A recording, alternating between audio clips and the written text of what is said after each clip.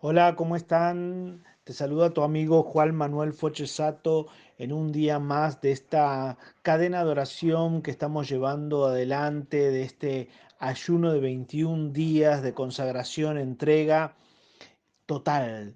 Y qué bueno cada uno de los mensajes que estamos escuchando, cada uno de las intervenciones que está teniendo nuestros amigos, nuestros colegas, y que estamos compartiendo y nos va edificando y nos va haciendo crecer y nos va haciendo madurar y nos va ayudando a avanzar a todos los que estamos llevando adelante estos 21 días de ayunos que, como dije antes, también están unidos a estos 40 días de ayuno y oración por Argentina. Eh, qué interesante todo lo que se está llevando y creo firmemente que Dios va a marcar la diferencia y un antes y un después en medio de este ayuno. Vamos rumbo también a las elecciones en nuestro país, razón por las que les decía eh, días anteriores la importancia de tomarse un tiempo para orar por nuestra amada Argentina. Y bueno, más que todo bendecir a toda la gente preciosa que se sumó a este ayuno de 21 días glorioso. 21 días de algunas abstinencias, 21 días de fortalecerse en el espíritu. Y hemos tocado algunas cosas de cómo no se hace el ayuno y cómo sí hay que hacerlo. Y hoy quiero continuar con eso. Recuerden que les estaba hablando acerca de Isaías 58 y quiero tocar en el caso de esta sesión número 9, quiero tocar lo que es el verso 4 en adelante, y ahí poder desmenuzar un poquito más acerca de cómo no hay que ayunar y cómo sí hay que ayunar. Y dice el verso 4: He aquí que para contiendas y debate ayunáis, y para herir con el puño inicuamente. No ayunéis como hoy, para que vuestra voz sea oída en lo alto, algo que hemos compartido en mensajes anteriores. Verso 5 dice lo siguiente: Es tal el ayuno que yo escogí, que de día aflija al hombre su alma, que incline su cabeza como junco y haga cama de silicio y de cenizas. ¿Llamaréis esto ayuno y día agradable a Jehová? Claro, porque en la antigüedad el ayuno, como les he explicado antes, se basaba en el sufrimiento de la carne, se basaba en el sufrimiento, por eso se tiraban ceniza, por eso dice, se ponían cosas en la cabeza, cosas que incomodades en su cama, en todo, cosa de afligir, de afligirse, afligir y hacer doler la carne, que era la que llevaba al pecado, que era la que no te permitía alcanzar lo que Dios quería y poner en servidumbre, pero con un estado justamente desde el dolor, desde la angustia, tocando la carne, que lo que Dios quiere es tocar tu alma, quiere tocar tu espíritu. Y por ahí se entendió en el nuevo pacto que uno puede con la carne tratar de llevar cosas, pero si el corazón y tu alma no están consagradas a Dios, no están entregadas a Dios, no se humillan a Dios, de nada sirve que exteriormente tengamos toda una apariencia y por dentro no esté transformado y cambiada nuestra vida. Las dos cosas son importantes, tanto la exterior como la interior, pero creemos firmemente que la exterior refleja el mundo interior, refleja lo que pasa por tu corazón. Por algo la Biblia habla de que los ojos son las ventanas del alma. A través de los ojos podemos ver cuál es el estado de una persona, cómo se siente, cómo está. ¿Y por qué? Porque refleja su alma. Entonces, exteriormente se percibe lo que interiormente está pasando. Aunque sabemos que hay muy buenos actores en la vida, sabemos que hay gente que tiene una fachada tremenda y que aparenta ser una persona de bien, honesta, humilde, consagrada y demás, de fachada, por teatro, por hipócrita, como dice la palabra, que se ponían una careta. La palabra hipócrita tiene que ver con eso, que se ponían una máscara para hacer las obras de teatro y así no ver ni percibir el rostro verdadero. Entonces hay gente así, pero creemos que son los menos en el nombre de Jesús, creemos que son los menos por lo menos en el pueblo de Dios. La sinceridad ante todo Y ahí está el que pueda uno desde adentro ser transformado y dejar que el Espíritu Santo que está dentro de nosotros nos vaya transformando y nos vaya gobernando nuestro mundo interior, nuestros impulsos, vaya gobernando y así poder uno reflejar ese dominio propio hacia afuera. Ahora bien, acá el verso 5 dice, es tal el ayuno que yo escogí, que de día aflija al hombre su alma, que incline su cabeza como junco y haga cama de silicio y de ceniza. O sea, buscar todas esas incomodidades. ¿A eso apunto yo o a eso es lo que yo busqué? Pregunta acá el profeta. Dice, ¿es eso lo que yo escogí? ¿Llamaréis esto ayuno y día agradable a Jehová? O sea, yo me acuerdo, y quizás a muchos les ha pasado, hace algunos años atrás, muchos años atrás, me acuerdo que la gente era, era como estar de ayuno, era todo un acto simbólico y representativo de espiritualidad. Era todo una cosa así, si estás de ayuno, y uno le preguntaba a la persona si estaba de ayuno, porque la persona buscaba manifestar de alguna manera con su palidez, con sus ojeras, con su, con su rostro dolido, angustiado. ¿Qué te pasa? Te noto mal. ¿Qué te pasa? ¿Estás pasando? Es que estoy de ayuno, decía.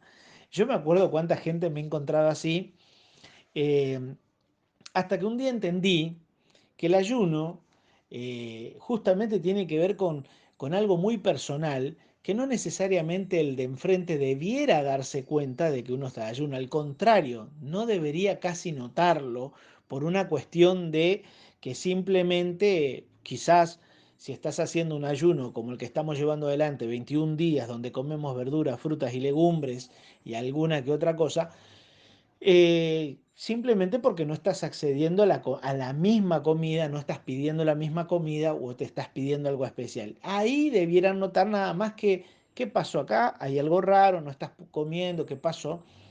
Pero de otra manera, si no fuese el caso de estar justo almorzando, cenando o en alguna de esas situaciones en las que te ofrecen alguna torta que justo te hicieron cuando estabas de ayuno, no debiera nadie darse cuenta porque no se trata de andar angustiando el alma, andar sufriendo, lamentándose, poniendo cara de tristeza y de circunstancia, como diría una amiga, poniendo cara de circunstancia, porque la idea no es que el ayuno sea para la aprobación del resto, ni decir estoy de ayuno te marca que estás en un nivel espiritual mucho más alto, sino que uno debería llevar su vida normal, común y corriente, por eso la palabra te habla de que unjas tu cabeza, que laves tu rostro y que salgas al mundo como tiene que ser, salgas al mundo vos teniendo conciencia y de su presencia, conciencia constante de su omnipresencia, vos y yo debemos tener esa conciencia,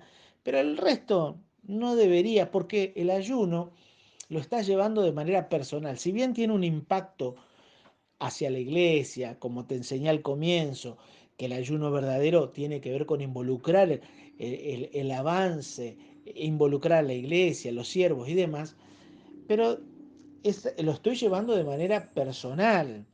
Entonces, de alguna manera, no debería el resto enterarse o estar sabiendo si estoy de ayuno. No digo que esté mal que sepa el resto, porque quizás si en tu casa tienes muy programado todas las cuestiones alimentarias de los chicos, de tu casa, de tu familia, y obviamente que tenés que decirle al resto, miren, yo no voy a comer o voy a comer diferente porque voy a estar en un tiempo de ayuno, pero no con el alarde que se hacía, le vuelvo a decir, hace muchos años, que se hacía todo un alarde, que voy a estar de ayuno, que voy a estar así, porque como que se medía la espiritualidad en base de cuántos ayunos hacías en la semana. De hecho, hay en iglesias que todavía se maneja ese principio promocional de espiritualidad, donde la cantidad de ayunos y los niveles de ayunos que hagas determinan la espiritualidad que tengas. Sin embargo, ha habido gente que supuestamente ha estado muchos días de ayuno, largos días de ayuno en semanas, y no han cambiado su conducta, su murmuración, su crítica, su queja, su impulso, no han gobernado su carne, sus pasiones. Entonces, acá la cuestión es muy personal, cómo soyuzgas la carne, tus placeres, tus impulsos al Espíritu de Dios.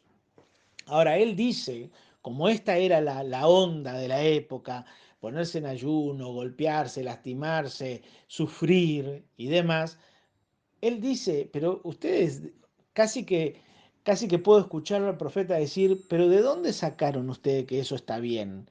¿O de dónde sacaron que Dios los va a escuchar conforme al nivel de golpes y de sufrimientos en la carne que ustedes están teniendo?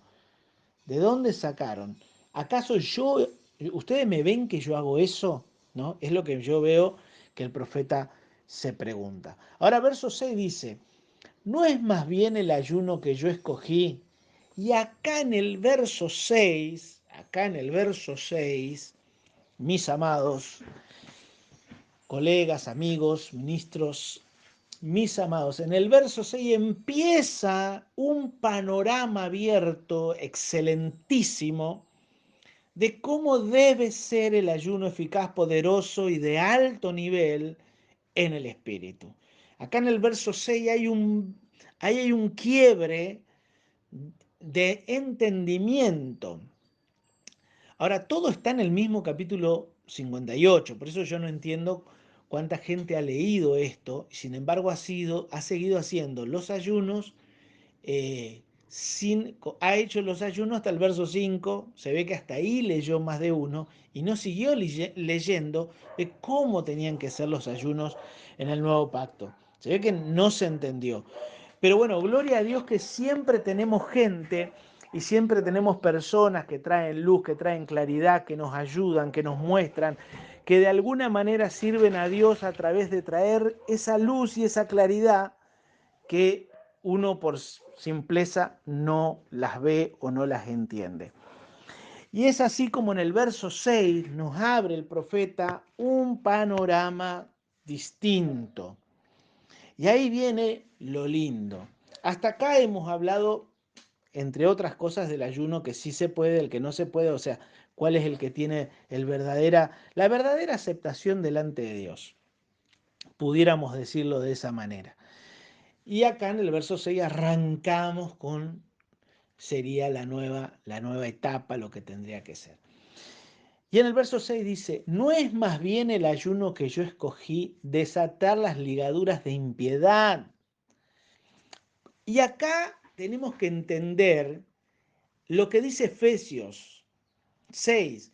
No peleamos contra sangre ni carne, sino contra huestes espirituales de maldad.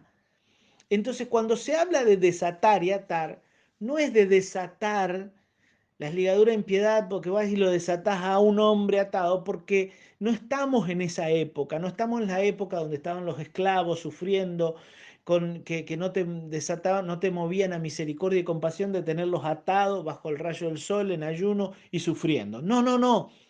Hoy nuestra guerra, nuestra oración son espirituales.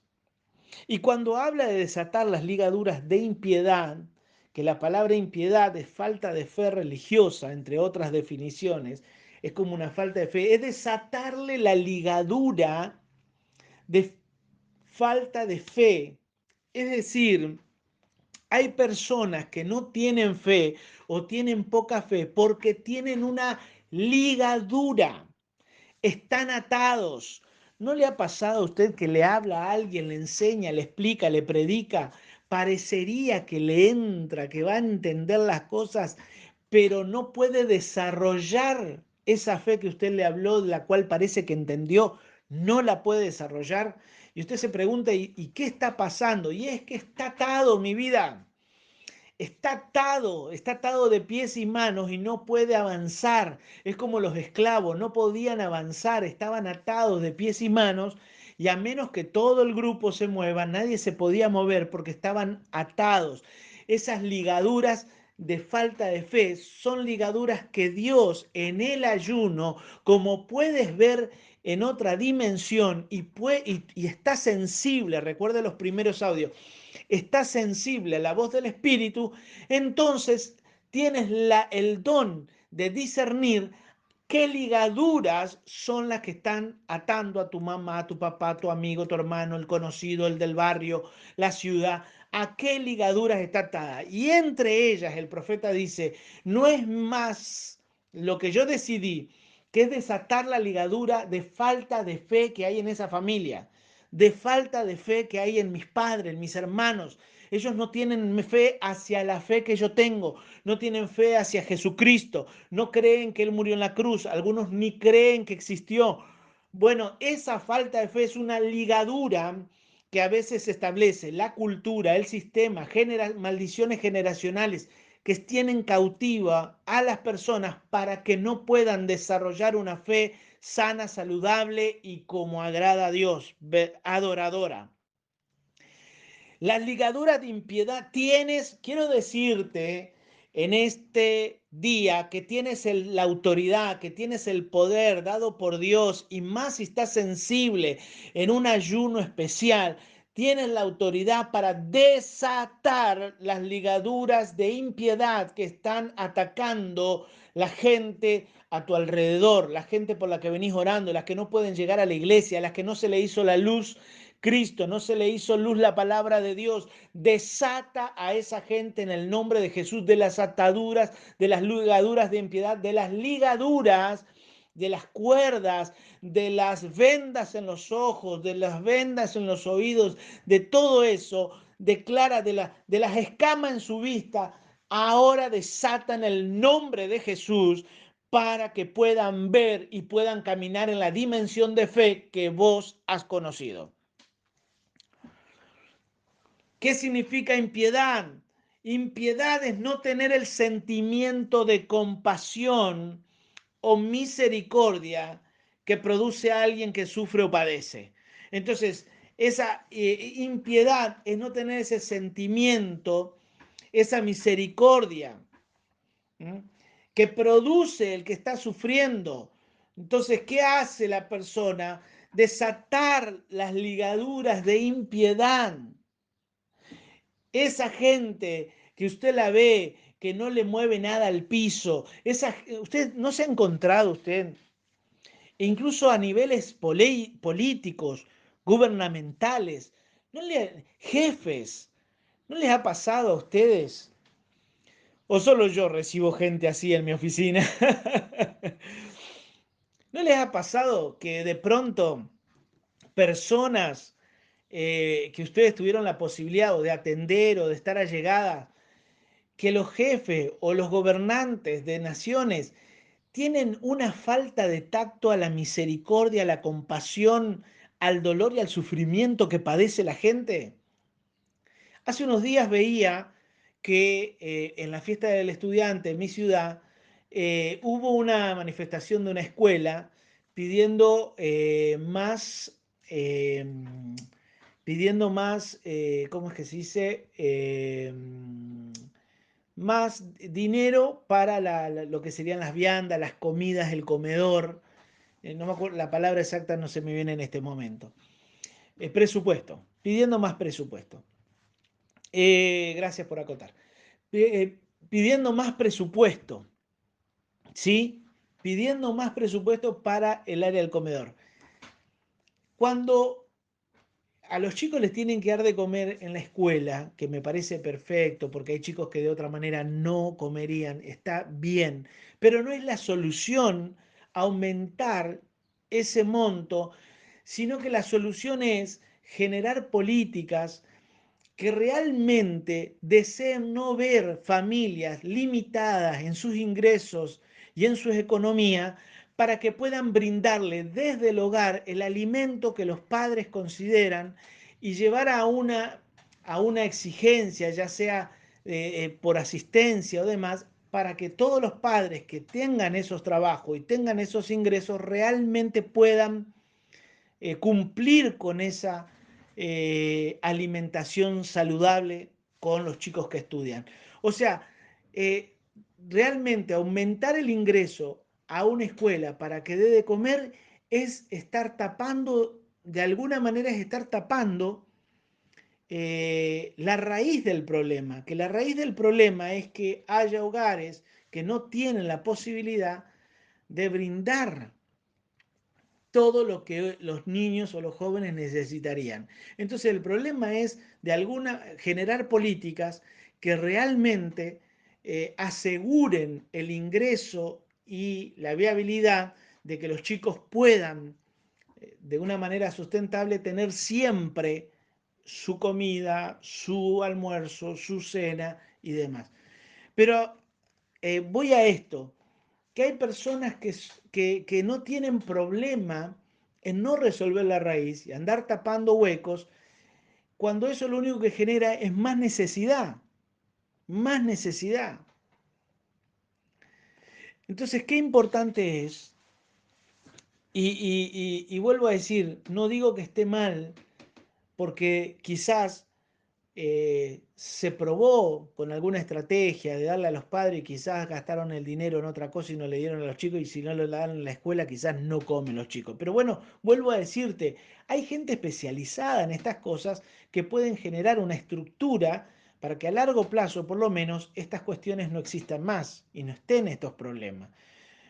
No estén estos problemas, porque no estamos hablando de como en países desarrollados donde los alumnos van y comen porque dentro de la cuota arancelada y exagerada está incluido el nutricionista, el alimento personalizado con el seguimiento de cada uno. No, no estoy hablando de eso. En la Argentina no es que comen en la escuela los chicos porque tienen una situación así. O sea, los chicos que comen en la escuela, si le sacamos una foto a los chicos comiendo en países desarrollados, la foto comiendo de los chicos uniformados en un restaurante y comiendo en nuestro país, los chicos, por lo menos en gran parte del país, cuando tenemos un índice de 40% de pobres y demás, y de chicos que no tienen acceso si sacamos la foto de por más que estén uniformados, de que están comiendo, no es porque los padres están pagando una cuota súper alta al nivel de que tienen nutricionistas, se le está dando porque no tienen en la casa o por lo menos no le dan, no les dan. Ahora, esto pasa por generaciones. Y cuando la palabra habla de las ligaduras de impiedad, o sea, gente que no se le mueve el piso, no tiene compasión, no tiene misericordia por los que están sufriendo, por los que padecen. Y estoy seguro que usted y yo conocemos gente de este nivel, gente o empresaria, gente de negocios, o jefes, o empleados, o gobernantes, o la misma área de salud, eh, gente que no tiene compasión o misericordia. Compasión o misericordia. Qué importante es que vos al ver que haya gente que no tiene estos niveles de compasión, de misericordia, que no le mueve el piso ver a la gente sufrir o padecer, que vos puedas desatarlos para que esas ligaduras en las que están atadas, y esto es fuertísimo porque cuánta injusticia se ha visto a lo largo de los años con la pandemia y demás, cuánta injusticia se ha visto de cómo se mueven los distintos sectores, cómo se aprovechan a veces de las necesidades de las personas, y parecería que nada los mueve, como que si vivirían en otro planeta algunas personas, como que si realmente nunca tuviesen nietos y bisnietos porque las cosas que planifican o hacen. Y qué importante es si la iglesia se pondría a orar y a desatar las ligaduras de impiedad, las ataduras de impiedad. Y esto el profeta lo tenía bien claro. Y este ayuno, si bien hoy no tenemos los esclavos atados afuera de la casa de alguien, pero sí tenemos las ligaduras en las casas de mucha gente y fuera de las casas de mucha gente, ligaduras espirituales, ligaduras de impiedad. Continúo con esto, continúo con esto. Dice, ¿no es más bien el ayuno que yo escogí desatar las ligaduras de impiedad, soltar las cargas de opresión? Tienes la autoridad para soltar las cargas de opresión. En aquella época estaban los esclavos cargando cosas y había que soltarle esas cargas que oprimían y encima los tenían de ayuno a los tipos y los estaban haciendo trabajar y los oprimían con las cargas que tenían que llevar trasladar las cosas. Y él dice, no es más bien, ahora traslademos al mundo espiritual, las cosas que oprimen, la economía, como decía recién, los alimentos, el trabajo, la depresión, el espíritu de suicidio, de muerte, de separación, de división, la competencia desmedida y cruel. O sea, tienes el poder para desatar las cargas de opresión. Por eso es que el enemigo no quiere que ayunes.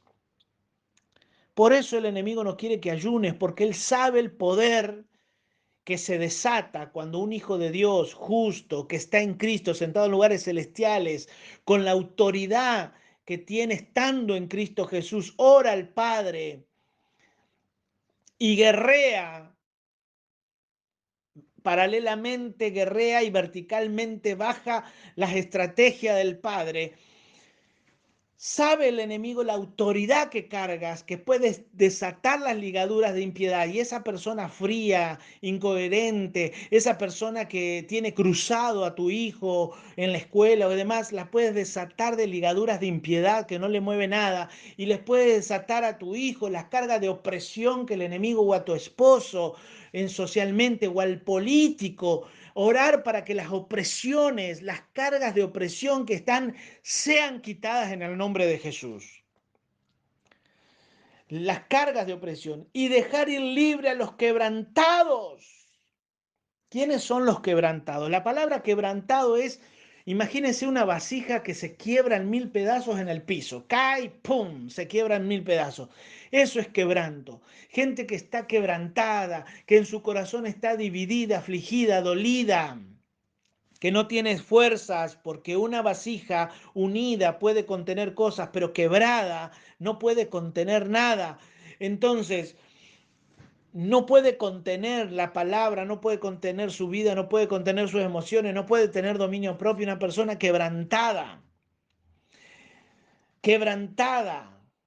Y esa persona, y te habla de dejarlos libre, dejar ir libre a los quebrantados. Te hago el paralelismo. En aquella época los esclavos, cuando yo estuve en Cartagena, ahí estuve en la ciudad amurallada, donde hay un portal que se le llama el portal de los lamentos, que cuando nos cuentan la historia, dice que los esclavos, una vez que atravesaban la puerta esa del reloj, una vez que atravesaban la puerta, ellos sabían que nunca más en su vida verían a sus familiares y hacían un gemido interno, un gemido, un dolor, una angustia interna que se le llamó el lugar de los lamentos a ese lugar y el murmullo dice que se sentía de gemido de la gente que sabía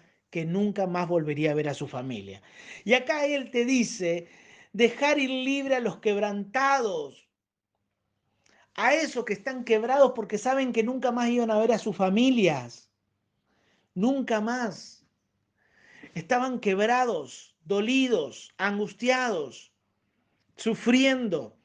Bueno, de la misma manera, hoy tienes el poder para gente que está sufriendo en su alma, que está atada por sus emociones, porque se rompieron las familias, se rompió la pareja, se rompió porque se murió, porque se suicidó alguien, están quebrantados y atados a eso. Hoy puedes orar para dejar ir libre a esos que están quebrantados. Tienes el poder para dejar ir libre. Por eso la gente viene a nuestras reuniones cuando vamos. Este fin de semana voy a estar en San Justo ministrando en el 4º aniversario allí de los pastores. Eh, ¿Por qué la gente viene? Porque viene quebrantada y se va unificada, se va restaurada, se va reconciliada, se va reivindicada, se va renovado, se va reedificado, completo, porque lo que estaba quebrantado se sanó, lo que estaba quebrantado se unificó, lo que estaba partido se unió, se sanó, quedó bien. Son las cosas que Dios hace. Y entonces los dejamos ir, vienen quebrados, pero los dejamos ir sanos, sanos. Y gloria a Dios por eso, porque tienes el poder para empezar a orar por gente que usted sabe que está quebrantada en su alma, en sus emociones, están quebrantados y que tienen una infelicidad y están quebrantados y que tu oración los puede hacer ir libres. Eso por un lado.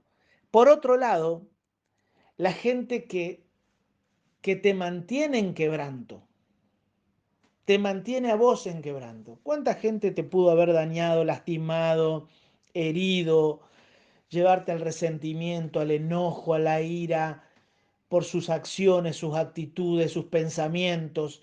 Y nosotros estamos quebrantados por causa de ese quebranto en la relación, en la amistad, en la pareja. Se quebrantó algo, o el trabajo, el vínculo político, las relaciones políticas, las relaciones gubernamentales, las relaciones laborales. Se quebró y salió quebrado el otro y salió quebrado este también, salí yo quebrado.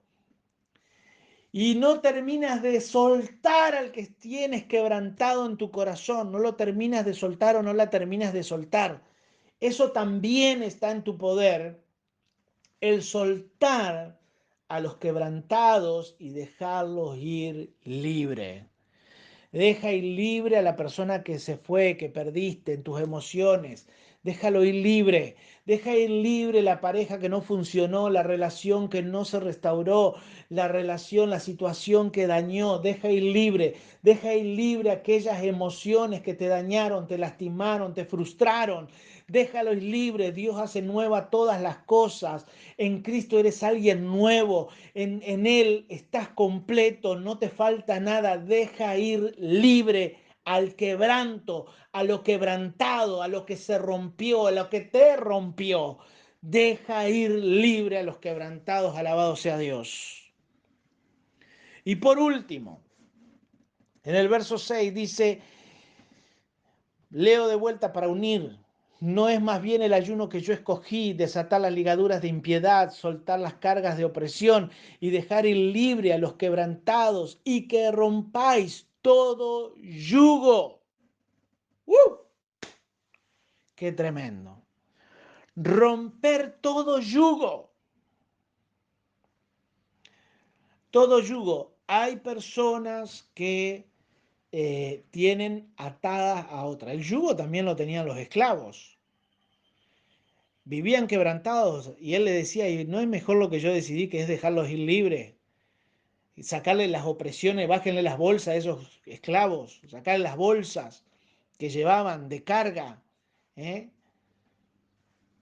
Las ligaduras de impiedad, el sentir ese dolor por el que está sufriendo el otro.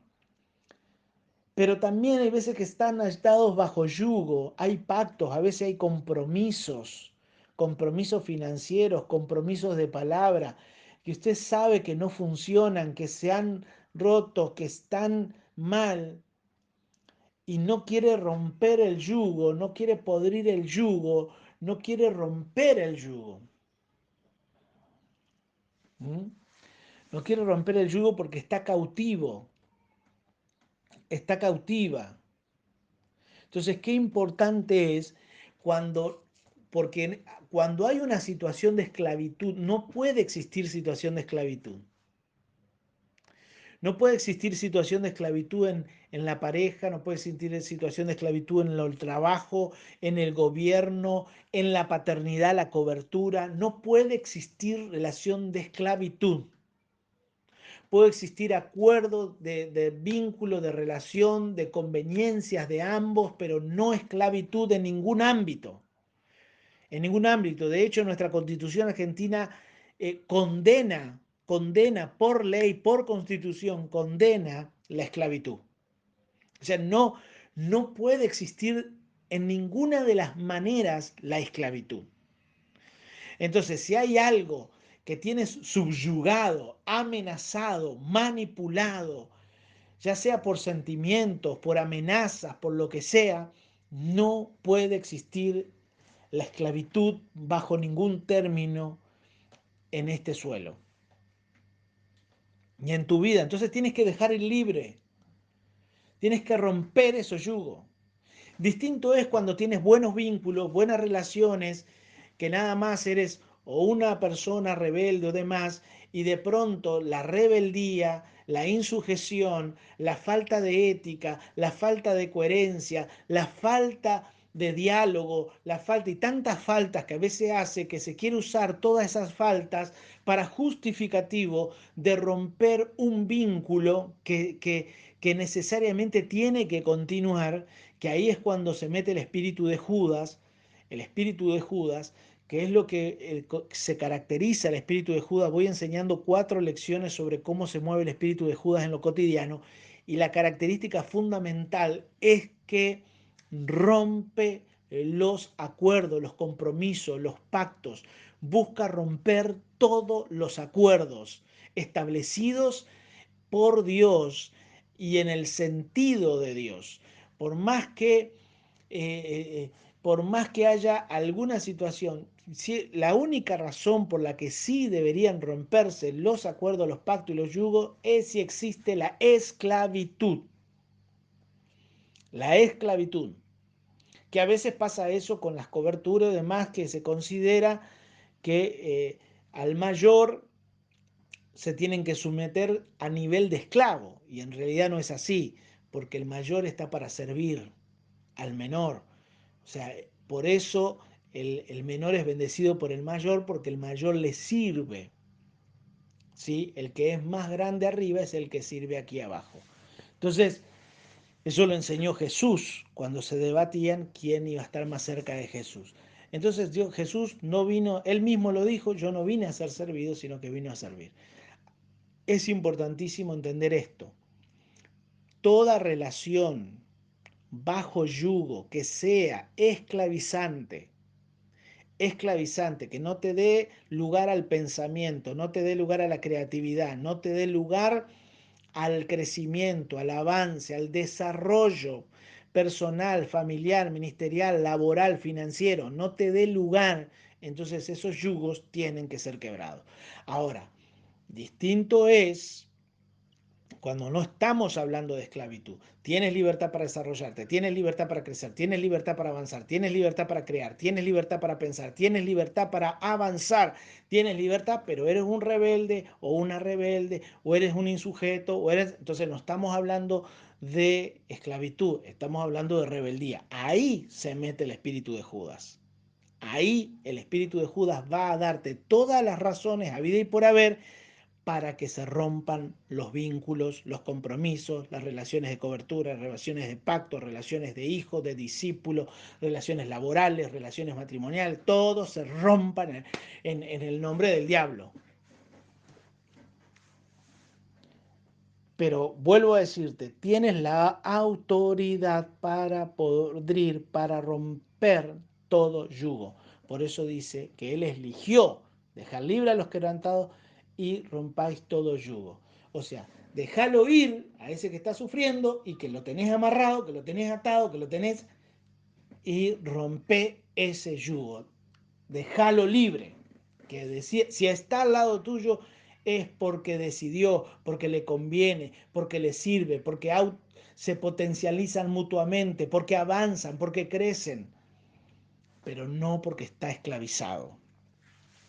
Gloria a Dios. Hasta acá hemos llegado en esta sesión número 9. Te bendigo, te saludo. Gracias por estar del otro lado. Y espera también el siguiente invitado que vamos a tener para compartir estas distintas sesiones. Te mando un saludo desde nuestra ciudad de Chajarí, Entre Ríos, Argentina, para bendecirte desde las oficinas de abriendo caminos a las naciones. Bendiciones. Has estado con tu amigo Juan Manuel Fochesato para bendecirte. Chau, chau.